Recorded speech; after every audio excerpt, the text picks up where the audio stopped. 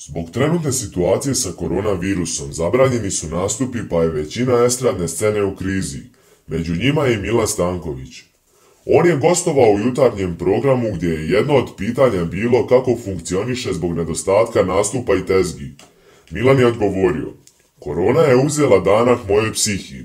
Ljudi komentarišu kao: šta vi imate pare, kao da ja nemam firmu i zaposlene, da ne treba da kupim pesme, da platim spotove. Ja navijam za to da budemo složni, a nastupa će biti. On je dodao da želi da se oproba u novom biznisu sa Vesnom Zmijanac, a to je uzgoj organskog voća i povrća. Ja se družim sa Vesnom Zmijanac, ona mi je drugarica. Odem kod nje na Bukulju, ona ima baštu.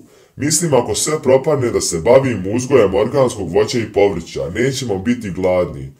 Mi Srbi makar imamo zemlju i vraćamo se dedovini. Jako lijepe uspomene me vezuju za selo, planiram da svoju dedovinu obiđem i na neki način joj se vratim sa tim organskim voćem i povrćem, rekao je Milan.